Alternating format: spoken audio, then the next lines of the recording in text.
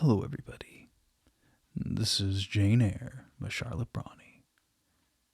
Volume 2, Chapter 23.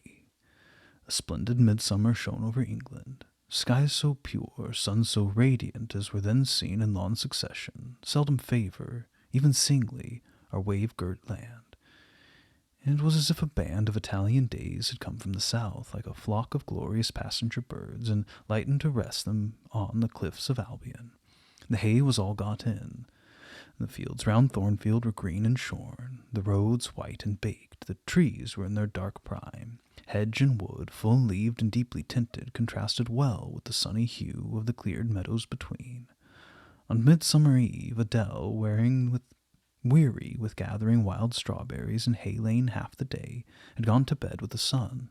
I watched her drop asleep, and when I left her I sought the garden. It was now the sweetest hour of the 24. Day its fervid fires had wasted, and dew fell cool on panting plain and scorched summit. Where the sun had gone down in simple state, pure of the pomp of clouds, spread a solemn purple, burning with the light of red jewel and furnace flame at one point, on one hill peak, and extending high and wide, soft and still softer over half heaven. The east had its own charm of fine, deep blue, and its own modest gem, a rising and solitary star. Soon it would boast the moon, but she was yet beneath the horizon. I walked a while on the pavement, but a subtle, well-known scent, that of a cigar, stole from some window. I saw the library casement open a handbreadth. I knew I might be watched thence, so I went apart into the orchard. No nook in the grounds more sheltered and more Eden-like. It was full of trees, it bloomed with flowers. A very high wall shut it out from the court on one side. On the other, a beech avenue screened it from the lawn. At the bottom was a sunk fence, its sole separation from lonely fields. A winding walk, bordered with laurels and terminating in a giant horse-chestnut, circled at the base by a seat, led down to the fence. Here one could wander unseen. While such honey-dew fell, such silence reigned, such gloaming gathered, I felt as if I could haunt such shade forever. But it threaded the flower and fruit parterres at the upper part of the enclosure, enticed there by the light the now rising moon casts on this more open quarter. My step is stayed, not by sound, not by sight, but once more by a warning fragrance. Sweetbriar and southernwood, jasmine, pink, and rose have long been yielding their evening sacrifice of incense. This new scent is neither of shrub nor flower. It is, I know it well, it's Mr. Rochester's cigar. I look round and I listen. I see trees laden with ripening fruit. I hear a nightingale warbling in the wood half a mile off. No moving form is visible, no coming step audible, but that perfume increases. I must flee. I make for the wicket leading to the shrubbery, and I see Mr. Rochester entering. I step aside into the ivy recess. He will not stay long. He will soon return whence he came, and if I sit still he'll never see me. But no, eventide is as pleasant to him as to me, and this antique garden is attractive, and he strolls on, now lifting the gooseberry tree branches to look at the fruit, large as plums, with which they are laden, now taking a ripe cherry from the wall, now stooping towards a knot of flowers, either to inhale their fragrance or to admire the dew beads on their petals. A great moth goes humming by me. It alights on a plant at Mr. Rochester's foot. He sees it, and bends to examine it. Now he has his back towards me, thought I, and he's occupied too. Perhaps if I walk softly I can slip away unnoticed. I trode on an edge of turf that crackle of the pebbly gravel might not betray me. He was standing among the beds at a yard or two distant from where I had to pass. The moth apparently engaged him. I shall get by very well, I meditated. As I crossed his shadow, thrown long over the garden by the moon, yet not risen high, he said quietly, without turning, "Jane, come look at this fellow." I made no noise. He had not eyes behind him. Could his shadow feel? I started at first, and then I approached him. "Look at his wings," said he. "He reminds me rather of the West Indian insect. One does not often see so large and gay a night rover in England. There, he's flown." The moth roamed away. It was a sheepishly retreating too, but Mr. Rochester followed me, and we reached the wicket. He said, "Turn back. On so lovely a night it's a shame to sit in the house, and surely no one can wish to go to bed while sunset is thus at meeting with moonrise. It's one of my faults that, though my tongue is sometimes prompt enough at an answer, there are times when it sadly fails me in framing an excuse, and always the lapse occurs at some crisis when a facile word or plausible pretext is specially wanted to get me out of painful embarrassment. I did not like to walk at this hour alone with Mr. Rochester in the shadowy orchard, but I could not find a reason to allege for leaving him. I followed with a lagging step, and thoughts busily bent on discovering a means of extrication, but he himself looked so composed and so grave also, I became ashamed of feeling any confusion. The evil, if evil existent or prospective there was, seemed to lie with me only. His mind was unconscious and quiet. "Jane," he recommenced as we entered the laurel walk and slowly strayed down in the direction of the sunk fence and the horse chestnut. "Thornfield is a pleasant place in summer, is it not?" "Yes, sir. You must have become in some degree attached to the house, you, who have an eye for natural beauties and a good deal of the organ of adhesiveness." "I am attached to it indeed. And though I don't comprehend how it is, I perceive that you have acquired a degree of regard for that foolish little child Adele, too, and even for the simple Dame Fairfax." "Yes, sir, in different ways I have affection for both." "And would be sorry to part with them?" "Yes." "Pity," he said, and sighed and paused. "It's always the way of events in this life," he continued presently. "No sooner have you got settled in a pleasant resting place than a voice calls out to you to rise and move on, for the hour of repose is expired." "Must I move on, sir?" I asked. "Must I leave Thornfield?" "I believe you must, Jane. I'm sorry, Janet, but I believe, indeed, you must." This was a blow, but I did not let it prostrate me. "Well, sir, I shall be ready when the order to march comes." "It's come now. I must give it tonight." "Then you're going to be married, sir?" "Exactly. Precisely. With your usual acuteness, you've hit the nail straight on the head." "Soon, sir?" "Very soon. That is Miss Eyre. And you'll remember, Jane, the first time or rumor, plainly intimated to you that it was my intention to put my old bachelor's neck into the sacred noose, to enter into the holy estate of matrimony, to take Miss Ingram to my bosom. In short, she's an extensive armful, but that's not the point. One can't have too much of such a very excellent thing as my beautiful Blanche. Well, as I was saying, listen to me, Jane. You're not turning your head to look after more moths, are you? That was only a lady clock, child, flying away home.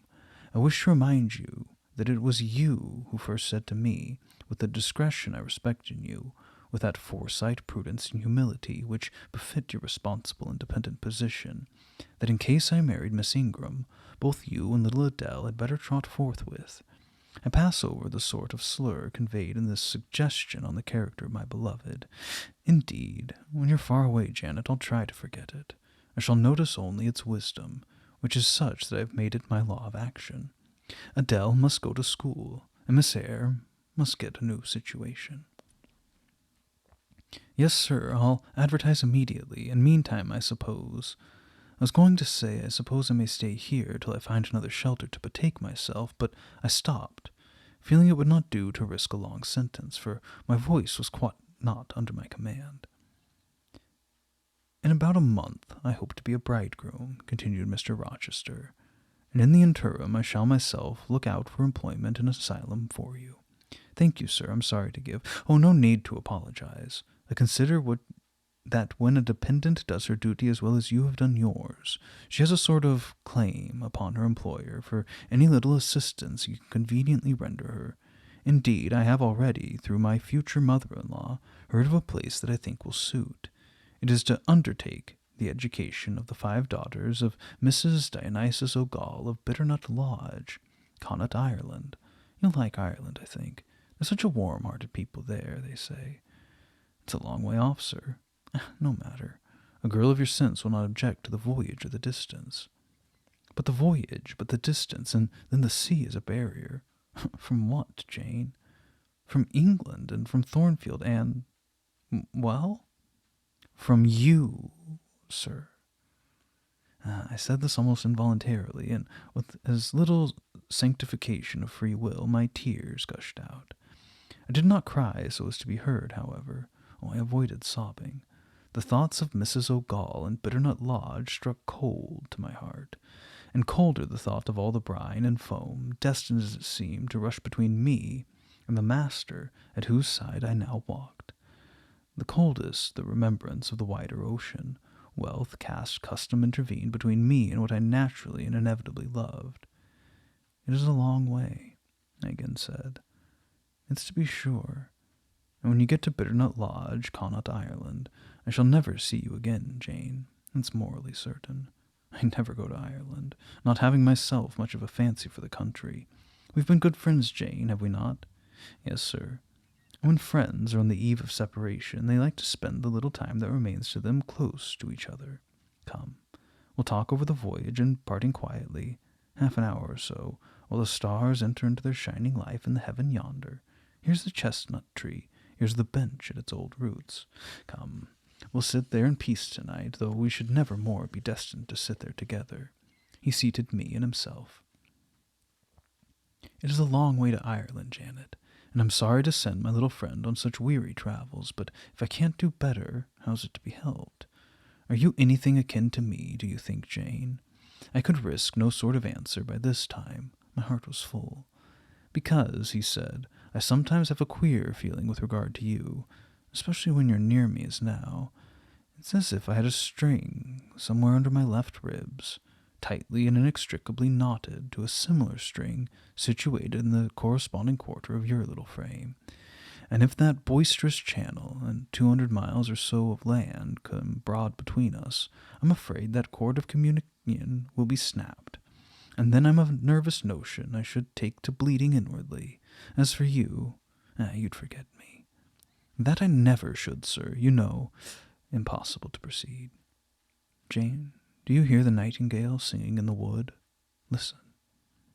In listening, I sobbed convulsively, for I could repress what I endured no longer. I was obliged to yield, and I was shaken from head to foot with acute distress. When I did speak, it was only to express an impetuous wish that I had never been born or never come to Thornfield. Because you're sorry to leave it? The vehemence of emotion, stirred by grief and love within me, was claiming mastery and struggling for full sway, and asserting a right to predominate, to overcome, to live, rise, and reign at last, yes, and to speak. I grieve to leave Thornfield. I love Thornfield. I love it because I have lived in it a full and delightful life, momentarily at least. I've not been trampled on, I've not been petrified, I've not been buried with inferior minds and excluded from every glimpse of communion with what is bright and energetic and high. I've talked face to face with what I reverence, with what I delight in, with an original, a vigorous, and expanded mind. I've known you, Mr. Rochester, and it strikes me with terror and anguish to feel I absolutely must be torn from you forever. I see the necessity of departure, and it's like looking on the necessity of death. Where do you see the necessity? He asked suddenly. Where? You, sir, have placed it before me. In what shape? In the shape of Miss Ingram, a noble and beautiful woman, your bride. My bride? What bride? I have no bride. But you will have. Yes, I will, he set his teeth. Then I must go. You said it yourself. No, you must stay, I swear it, and the oath shall be kept. I tell you I must go, I retorted, roused to something like passion. Do you think I can stay to become nothing to you? Do you think I'm an automaton, a machine without feelings, and can bear to have my morsel of bread snatched from my lips and my drop of living water dashed from my cup? Do you think, because I am poor, obscure, plain, and little, I am soulless and heartless? Well, you think wrong. I have as much soul as you, and full as much heart, and if God had gifted me with some beauty and much wealth, I should have made it as hard for you to leave me as it is now for me to leave you. I'm not talking to you now through the medium of custom, conventionalities, nor even of mortal flesh. It is my spirit that addresses your spirit, just as if both had passed through the grave, and we stood at God's feet, equal as we are. As we are, repeated Mr. Rochester, So, he added, enclosing me in his arms, gathering me to his breast, pressing his lips upon my lips. So, Jane. Yes, so, sir, I rejoined. And yet not so, for you're a married man, or as good as a married man, and wed to one inferior to you, to one with whom you have no sympathy, whom I do not believe you truly love, for I have seen and heard you sneer at her. I would scorn such a union, therefore I'm better than you. Let me go. Where, Jane? To Ireland? Yes, to Ireland. I've spoken my mind, and can go anywhere now. Jane, be still. Don't struggle so, like a wild, frantic bird that's rending its own plumage in its desperation. I'm no bird, and no net ensnares me. I'm a free human being with an independent will, which I now exert to leave you. Another effort set me at liberty, and I stood erect before him. And you shall decide your destiny, he said. I offer you my hand, my heart, and a share of all my possessions. You play a farce which I merely laugh at. I ask you to pass through life at my side, to be my second self and best earthly companion.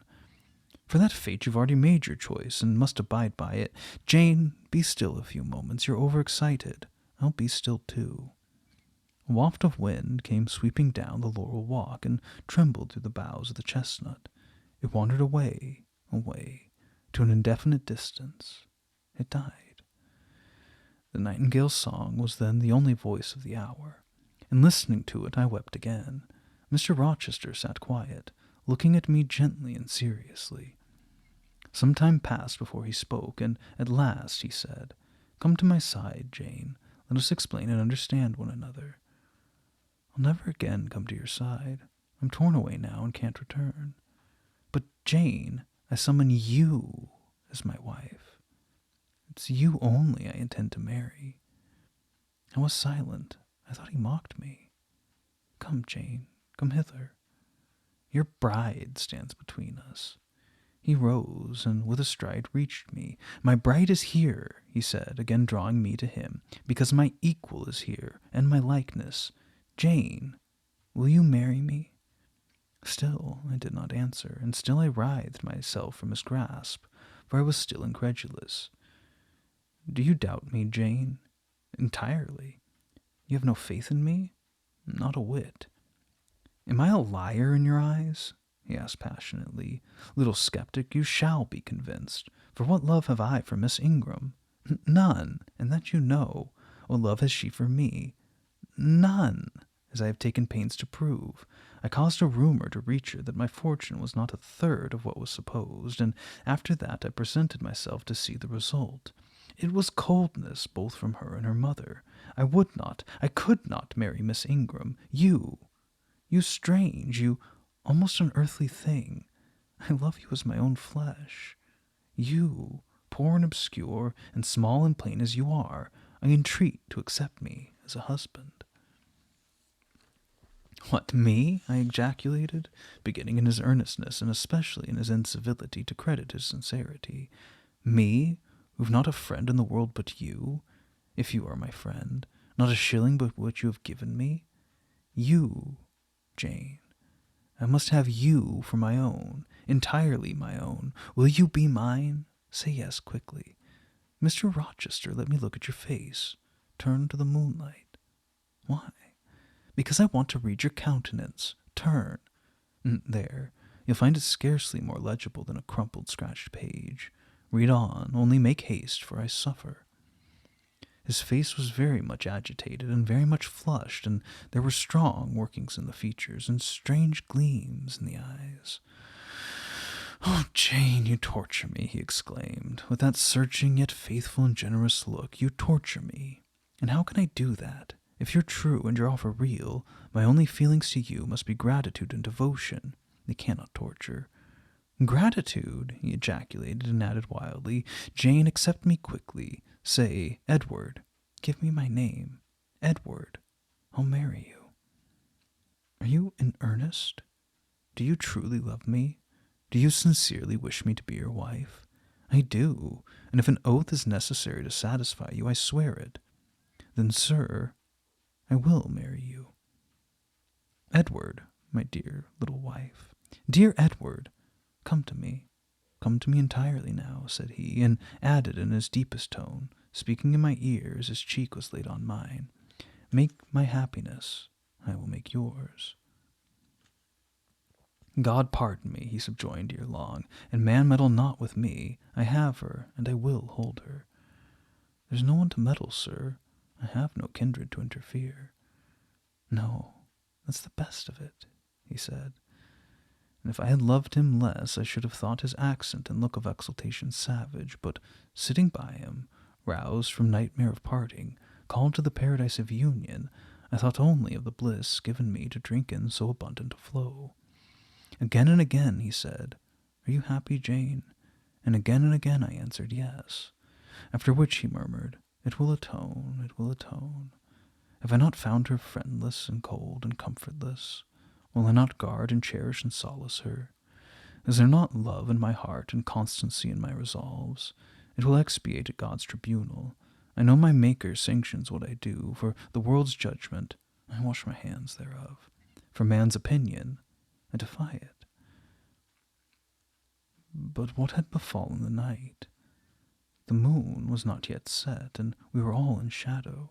I could scarcely see my master's face, near as I was, and what ailed the chestnut tree, it writhed and groaned, while wind roared in the laurel walk, and came sweeping over us. We must go in, said Mr. Rochester, the weather changes. I could have sat with thee till morning, Jane. And so, thought I, could I with you. I should have said so, perhaps, but a livid, vivid spark leapt out of a cloud at which I was looking. There was a crack, a crash, and a close rattling peal, and I thought only of hiding my dazzled eyes against Mr. Rochester's shoulder. The rain rushed down. He hurried me up the walk through the grounds and into the house, but we were quite wet before we could pass the threshold. He was taking off my shawl in the hall and shaking the water out of my loosened hair, when Mrs. Fairfax emerged from her room. I did not observe her at first, nor did Mr. Rochester. The lamp was lit. The clock was on the stroke of 12. Hasten to take off your wet things, said he, and before you go, good night, my darling. He kissed me repeatedly. When I looked up on leaving his arms, there stood the widow, pale, grave, and amazed. I only smiled at her and ran upstairs. Explanation will do for another time, thought I. Still, when I reached my chamber, I felt a pang at the idea she should even temporarily misconstrue what she had seen, but joy soon effaced every other feeling, and loud as the wind blew, near the deep as the thunder crashed, fierce and frequent as the lightning gleamed, cataract-like as the rain fell during the storm of 2 hours' duration, I experienced no fear and little awe. Mr. Rochester came thrice to my door in the course of it to ask if I was safe and tranquil, and that was comfort, that was strength for anything. Before I left my bed in the morning, little Adele came running in to tell me that the great horse chestnut at the bottom of the orchard had been struck by lightning in the night, and half of it split away.